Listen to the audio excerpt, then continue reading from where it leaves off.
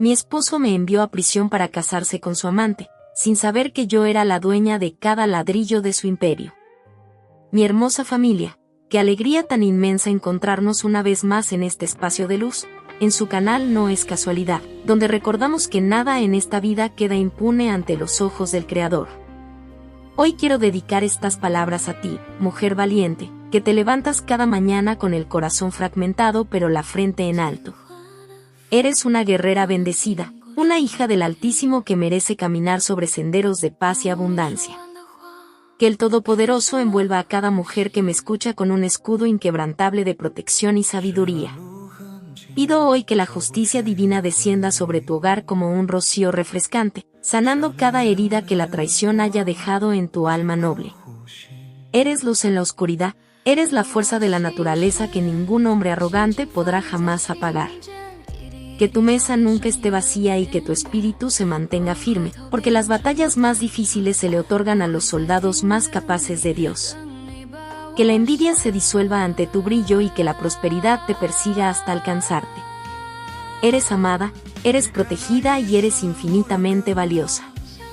Que los ángeles custodien tus sueños y que cada lágrima que has derramado se convierta en una perla de sabiduría para tu nuevo renacer. Bendigo tus manos que trabajan, tu mente que crea y tu corazón que perdona pero no olvida su valor.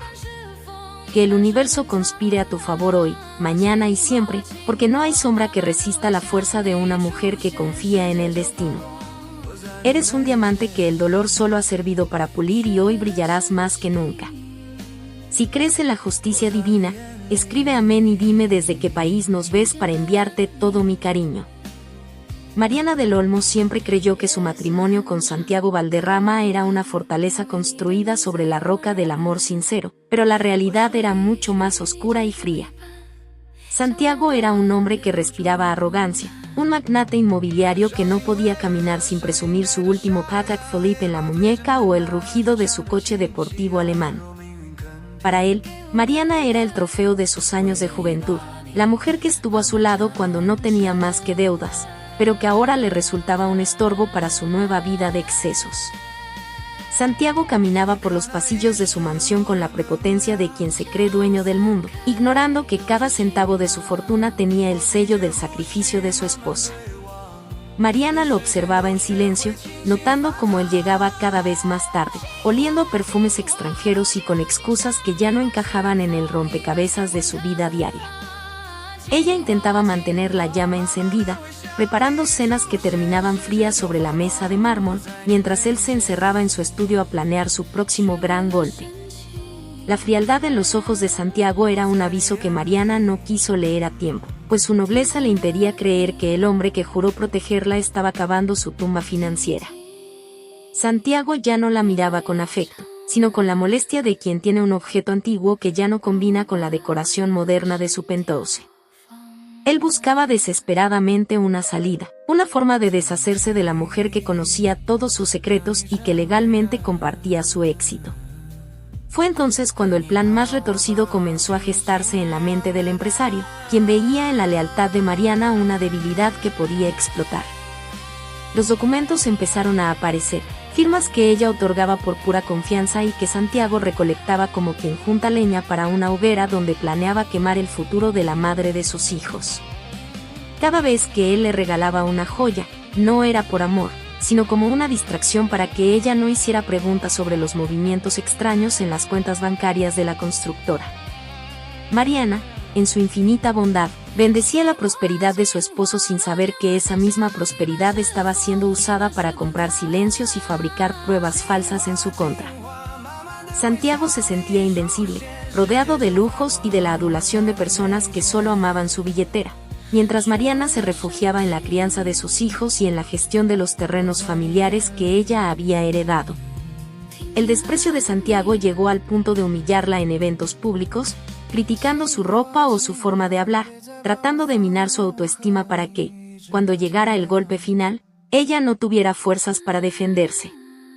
Pero lo que Santiago olvidaba es que una mujer que ha construido desde abajo sabe perfectamente cómo reconocer las grietas en los cimientos de cualquier edificio. La mañana en que la policía tocó a la puerta de la mansión Valderrama, el cielo parecía presagiar la tormenta que estaba por desatarse en la vida de Mariana. Santiago no estaba en casa.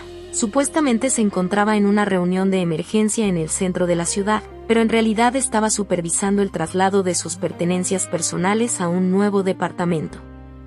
Los oficiales presentaron una orden de aprehensión por desfalco millonario y lavado de dinero, señalando a Mariana del Olmo como la principal responsable de las firmas en los documentos fraudulentos. Ella, confundida y con el corazón latiendo a 1000 por hora, intentó llamar a su esposo, pero el teléfono de Santiago enviaba directamente al buzón de voz. Mientras les posaban frente a la mirada atónita de sus empleados, Mariana no podía entender cómo su nombre aparecía en transacciones que ella jamás había autorizado conscientemente. La llevaron a una celda fría y gris, un contraste absoluto con la seda y el terciopelo a los que estaba acostumbrada, y allí pasó las horas más amargas de su existencia. Santiago apareció finalmente al día siguiente, pero no con un abogado para liberarla, sino con una mirada de falsa compasión que escondía una satisfacción diabólica.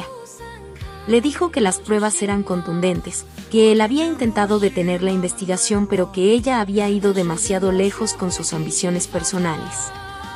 Mariana lo escuchaba sin poder creer las mentiras que salían de la boca del hombre al que le había entregado sus mejores años.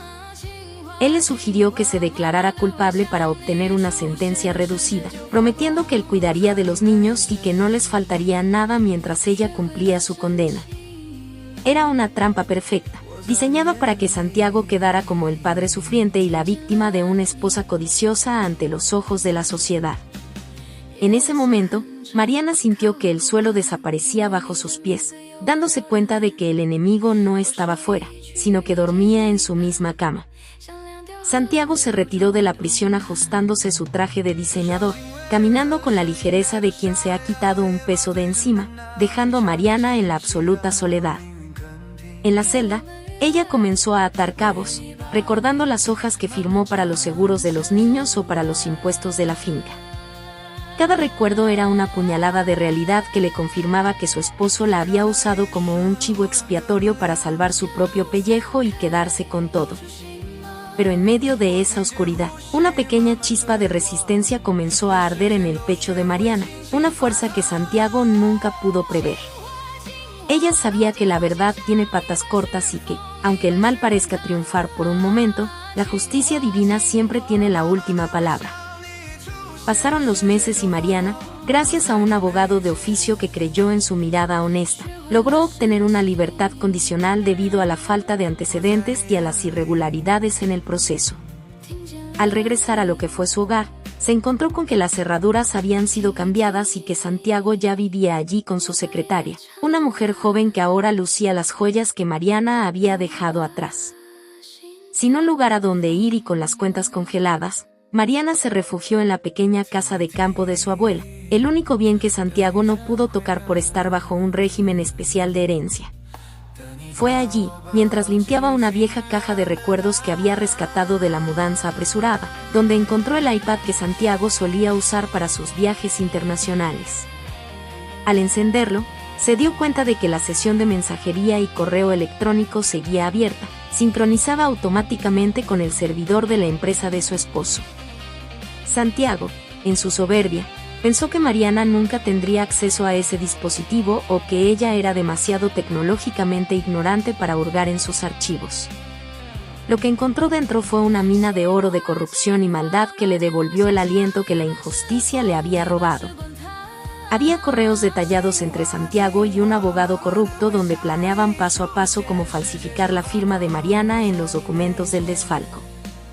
Había fotos de Santiago celebrando con su amante en Dubái, brindando con champaña costosa mientras ella estaba encerrada en una celda llorando por sus hijos. Pero lo más impactante no fue la traición amorosa, sino un documento oculto en una carpeta cifrada que contenía los títulos de propiedad originales de los terrenos más valiosos de la constructora. Santiago siempre le había dicho que esos terrenos fueron comprados con préstamos bancarios pesados, pero el documento revelaba que eran parte de una donación en vida que la abuela de Mariana le había hecho a ella años atrás. Santiago había falsificado la cesión de derechos para poner los terrenos a nombre de una empresa fantasma que él controlaba, pero el registro original seguía vivo en los archivos digitales del iPad. Mariana sintió que la mano de Dios la guiaba a través de esos archivos, mostrándole el camino para recuperar no solo su libertad total, sino su dignidad y su patrimonio. Cada mensaje leído era una prueba más del narcisismo de Santiago, quien se burlaba de la estupidez de su esposa en chats con sus amigos millonarios. Mariana no lloró esta vez. Sus ojos brillaban con una determinación nueva, la determinación de una mujer que ha pasado por el fuego y ha salido templada como el acero. Con las pruebas en sus manos, Mariana no corrió a la policía de inmediato, pues sabía que Santiago tenía influencias en los niveles más altos de la justicia local. Ella necesitaba jugar el juego con la misma astucia que él, pero con la diferencia de que ella caminaba bajo la protección de la verdad. Buscó a un antiguo socio de su abuela, un hombre de leyes íntegro que siempre había sospechado de los movimientos rápidos de Santiago Valderrama. Juntos, comenzaron a armar un rompecabezas legal que no solo limpiaría el nombre de Mariana, sino que demolería el imperio de naipes que Santiago había construido.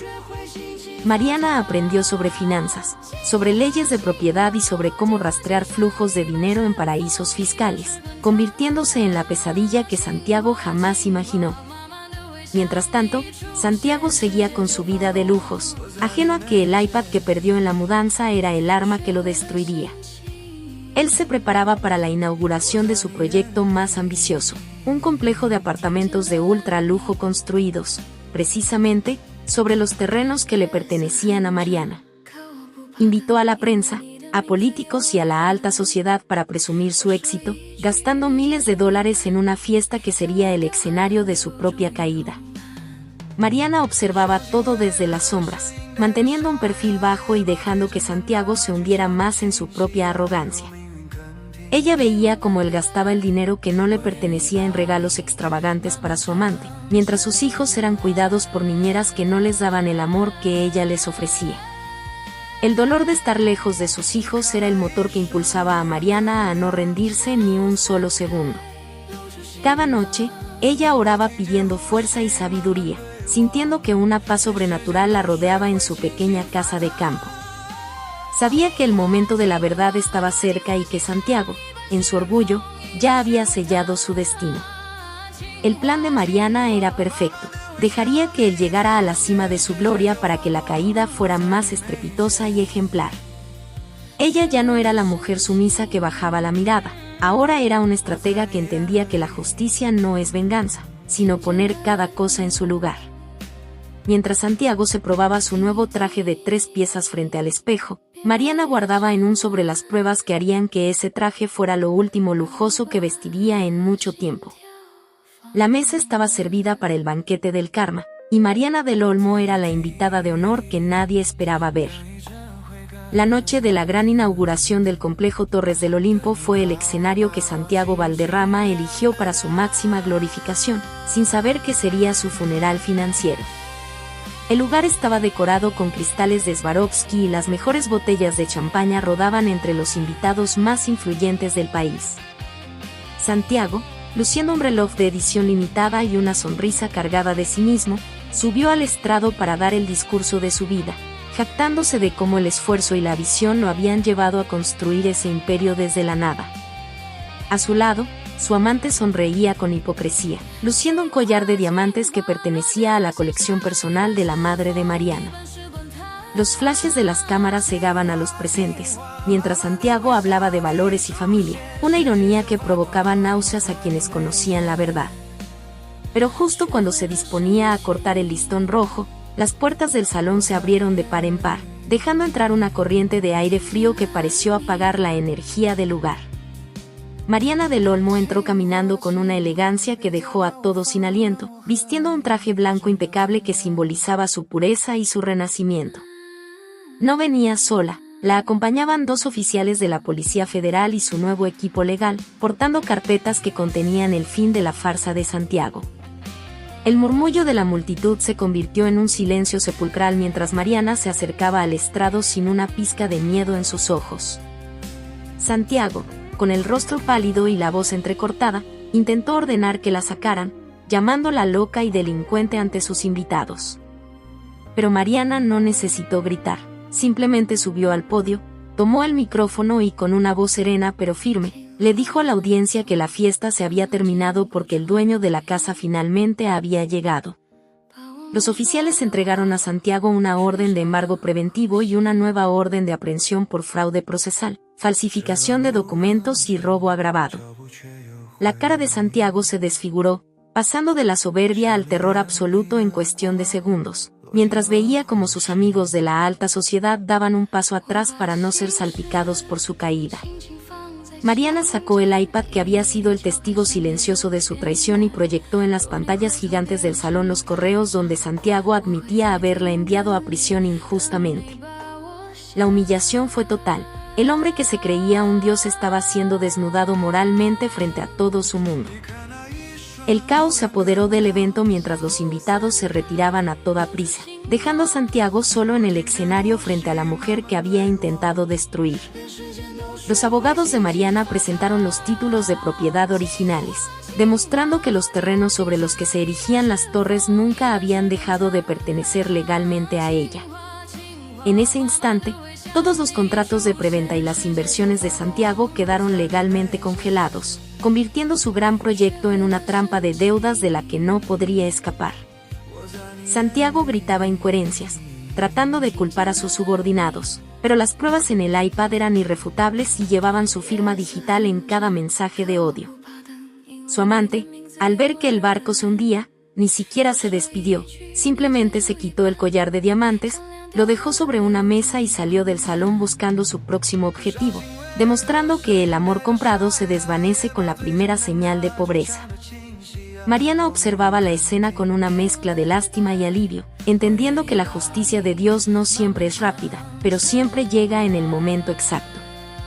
Santiago fue conducido a la salida en medio de los flashes de los periodistas que antes lo adulaban y que ahora buscaban la foto de su desgracia.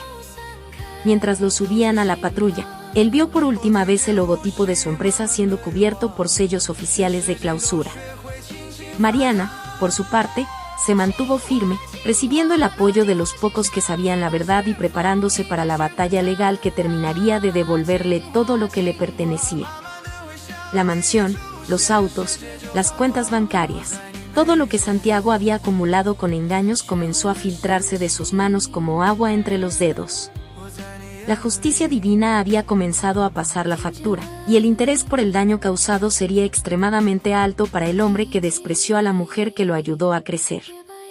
Esa noche, Mariana no durmió en una celda fría, sino en la paz de saber que su nombre estaba siendo limpiado ante el mundo entero.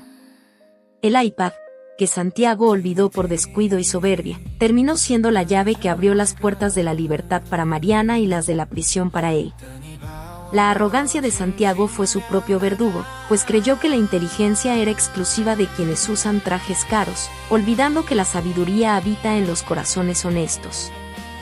En las semanas siguientes, el nombre de Santiago Valderrama se convirtió en sinónimo de infamia en todo el sector inmobiliario y financiero del país. Sus socios le dieron la espalda, sus cuentas fueron incautadas para pagar las indemnizaciones de Mariana y sus bienes de lujo fueron subastados para cubrir las deudas fiscales que él mismo había generado. Santiago pasó de vivir en un penthouse con vista a la ciudad a compartir una celda común, la misma clase de lugar donde él había enviado a su esposa sin ningún remordimiento. El hombre que presumía sus relojes ahora dependía de un reloj de pared viejo y oxidado para saber cuándo era la hora de la comida en la prisión. Intentó apelar, intentó usar sus contactos, pero nadie quería estar cerca de un hombre cuya traición había sido expuesta con tanta claridad y detalle. Mariana, en contraste, comenzó un proceso de reconstrucción no solo de su patrimonio, sino de su propia esencia como mujer y madre. Recuperó la custodia total de sus hijos, quienes finalmente supieron la verdad sobre la valentía de su madre y la oscuridad en el corazón de su padre. Ella no usó el dinero para vivir en la opulencia vacía, sino que transformó la constructora en una empresa con sentido social, construyendo viviendas dignas para familias necesitadas. Cada vez que Mariana caminaba por las oficinas que antes eran de Santiago, sentía que el aire era más puro, libre de la toxicidad y la codicia que antes lo llenaban. La justicia divina le había devuelto el doble de lo que le fue quitado, pero lo más valioso no eran los millones, sino la paz de espíritu que sentía al mirar su reflejo en el espejo. Santiago recibía noticias de los éxitos de Mariana desde su celda, viendo en los periódicos viejos como la mujer que él llamó ignorante ahora era respetada como una de las líderes más importantes del país. La envidia y la rabia lo carcomían por dentro, pero ya no tenía a nadie a quien culpar más que a su propio reflejo y a su ambición desmedida. El karma se había encargado de poner a cada uno en el lugar que sus acciones habían labrado durante años de mentiras.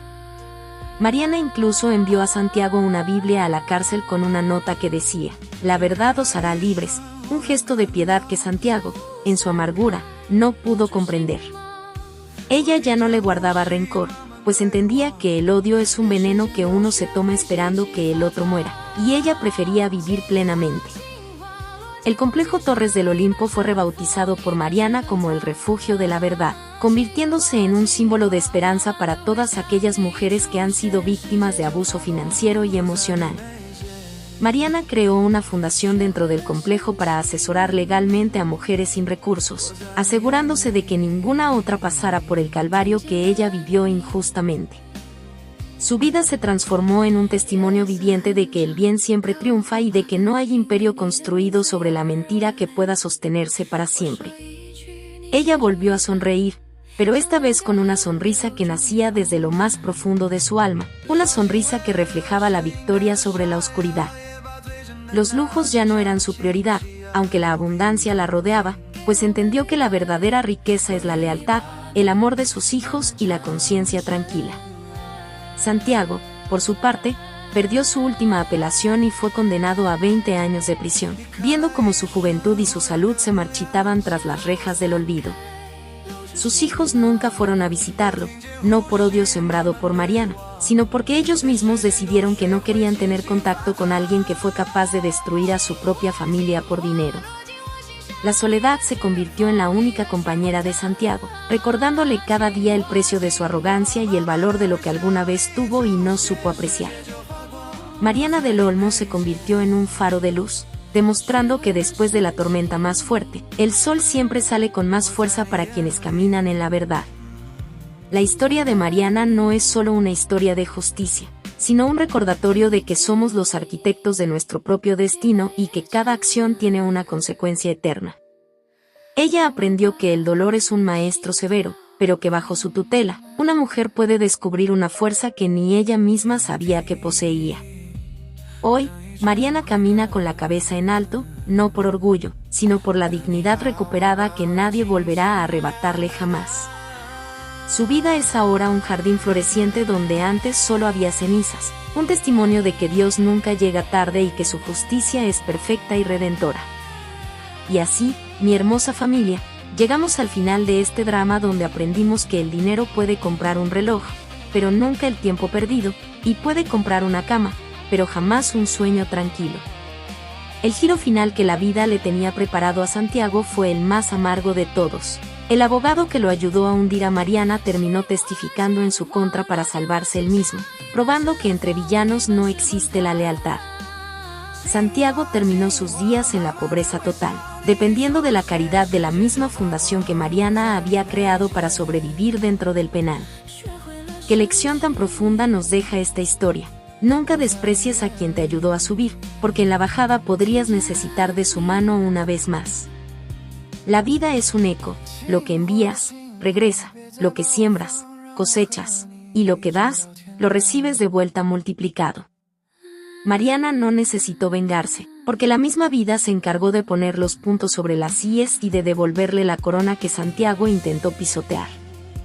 Recuerda, mujer que me escuchas, que no importa cuán oscura sea la noche, tu luz interior es capaz de disipar cualquier sombra si mantienes tu fe inamovible. No permitas que nadie te haga creer que eres menos por tu nobleza, porque en esa misma nobleza reside tu mayor poder de victoria. Que esta historia sea una semilla de esperanza en tu corazón y un recordatorio de que no estás sola, porque la justicia divina siempre está trabajando a tu favor, incluso cuando no puedes verla.